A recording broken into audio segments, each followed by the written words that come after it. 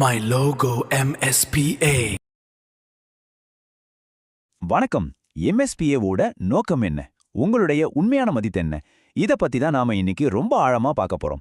வாங்க இந்த பயணத்துல ஒண்ணா சேர்ந்து போலாம். ஒரு நிமிஷம் யோசிச்சு பாருங்க. உங்களுடைய உண்மையான மதிப்பு என்ன? இது ரொம்ப பெரிய கேள்வி இல்லையா? ஆனா இதுக்கான பதில ஒரு சின்ன ஆனா ரொம்பவே ஆழமான ஒரு கதை மூலமா நாம இன்னைக்கு தெரிஞ்சுக்க போறோம். சரி, அந்த கதைக்குள்ள போகலாம். இது ஒரு மதிப்பு தேடுற பயணம். கதையோட ஹீரோக்கள் யாருன்னா, ஒரு சீடன், அப்புறம் அவன் கையில இருந்த ஒரு சாதாரண கல். ஒரு நாள் ஒரு சீடன் அவரோட குரு கிட்ட போறான். கையில ஒரு பளபளன்னு ஒரு கல்ல வச்சிருக்கான். ரொம்ப அப்பாவித்தனமா, குருவே, இந்த கல்லோட மதிப்பென்ன அப்படின்னு கேக்குறான். பார்க்கறதுக்கு இது ஒரு சிம்பிளான கேள்வி மாதிரி தான் தெரியும். ஆனா இதுதான் ஒரு பெரிய தேடலோட ஆரம்ப புள்ளி. குரு அந்த கல்ல வாங்கி பார்த்துட்டு ஒரு சின்ன புன்னகையோட சொல்றாரு, சரி, நீ சந்தைக்கு போ, இதோட விலை என்னன்னு கேட்டு தெரிஞ்சுக்கோ. ஆனா ஒரு முக்கியமான கண்டிஷன், என்ன ஆனாலும் சரி இதை மட்டும் வித்துடாத. என்னடா இது, விலையை தெரிஞ்சுக்க சொல்றாரு, ஆனா விற்கக்கூடாதுன்னு சொல்றாருன்னு ஒரு குழப்பம் வருது இல்லையா? வாங்க கதையில என்ன நடக்குதுன்னு பார்ப்போம். இப்போ அந்த சீடனோட சந்தை பயணம் தொடங்குது. இது வெறும் கல்லுக்கான மதிப்பு தேடுற பயணம் இல்ல, பார்க்கறவங்களோட பார்வை எப்படி இருக்குன்னு தெரிஞ்சுக்கிறதுக்கான ஒரு சோதனையும் கூட. அந்த சீடன் முதல்ல நேரா ஒரு பழ வியாபாரி கிட்ட போறான். ஒரே சத்தமும் கூட்டமுமா இருக்கு. தன்னோட அன்றாட வியாபாரத்துல மூழ்கி இருக்கிற ஒருத்தர் இந்த கல்லுக்கு என்ன மதிப்பு சொல்வாரு? யோசிச்சு பாருங்க.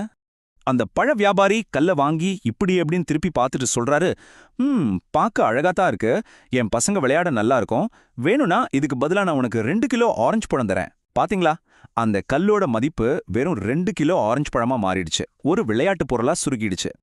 சரி, இங்க வேலைக்காகாதுன்ட்டு அந்த சீடன் அடுத்ததா ஒரு தானிய வியாபாரியை போய் பார்க்கறான். ஒருவேளை இங்கேயாவது இந்த கல்லோட மதிப்பு கொஞ்சம் மாறுமா பார்க்கலாம். ஆனா அந்த தானிய வியாபாரியோ அதை அலட்சியமா பார்த்துட்டு, இது ஏதோ பழைய கல்லு மாதிரி தானே இருக்கு, இதுக்கு நான் பெருசா ஒரு மூட்டை கோதுமை தரேன், போதுமா அப்படின்னு கேட்கிறார். மறுபடியும் அதேதான். அதோட உண்மையான மதிப்பு தெரியாத ஒருத்தரால அது ரொம்ப சாதாரணமா மதிக்கப்படுது. இப்பதான் இந்த கதையோட கிளைமேக்ஸ் வரப்போகுது. உண்மையான மதிப்பு என்னன்னு வெளிப்பட போகுது. இந்த தேடலோட உச்ச கட்டத்தை நெருங்கிட்டோம். கடைசியா மனசு உடைஞ்சு போன அந்த சீடன் அந்த ஊர்லே ரொம்ப பெரிய பேர் போன ஒரு வைர வியாபாரியை போய் பார்க்க முடிவு பண்றான். இங்க போனதுதான் மொத்த சூழ்நிலையே தலைகீழா மாறுது. அந்த வைர வியாபாரி சீடன் கையில இருந்த கல்ல பார்த்த உடனேயே அப்படியே திகைச்சு போறாரு. அவர் கண்கள் ஆச்சரியத்துல விரியுது. உடனே ஒரு பட்டு துணியை விரிச்சு அந்த கல் அது மேல ரொம்ப மரியாதையா வச்சு 3 தடவை தலை வணங்குறாரு. அட, ஒரு கல்லுக்கு இவ்ளோ பெரிய மரியாதையா? அந்த வியாபாரி உணர்ச்சி வசப்பட்டு சொல்றாரு, தம்பி, ஏன் முழு சொத்தியும் கொடுத்தா கூட இதோட மதிப்புல ஒரு சின்ன துரும்ப கூட வாங்க முடியாது. இது ஒரு விலை மதிப்பில்லாத மரகத கல்.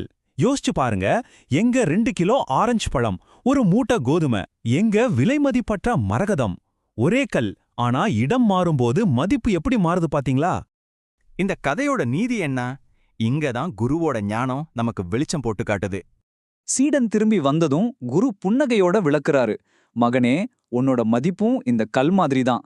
உன்னை சுத்தி இருக்கிறவங்க அவங்களோட அறிவு, அவங்களோட தேவை, அவங்களோட பார்வைக்கு ஏத்த மாதிரி தான் உன்னை மதிப்பிடுவாங்க. இது எவ்வளோ பெரிய உண்மை இல்லையா?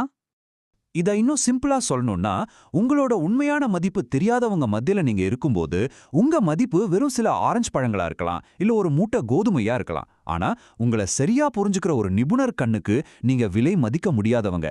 ஆக நீங்க யாருங்கிறத விட நீங்க எங்க இருக்கீங்கிறது தான் உங்க மதிப்பு தீர்மானிக்குது.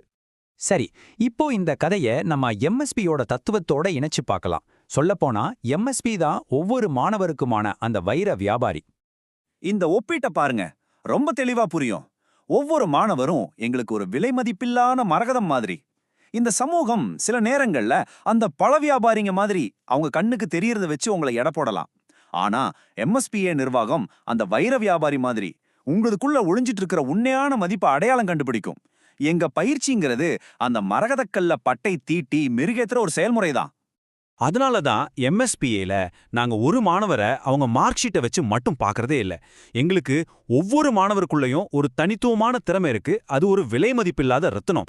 அதை கண்டுபிடிக்கிறது தான் எங்களோட முதல் வேலை. உங்ககிட்ட திறமை இருக்கு, அதுதான் மூலதனம். அதை மெருகேத்துறது எங்க பொறுப்பு.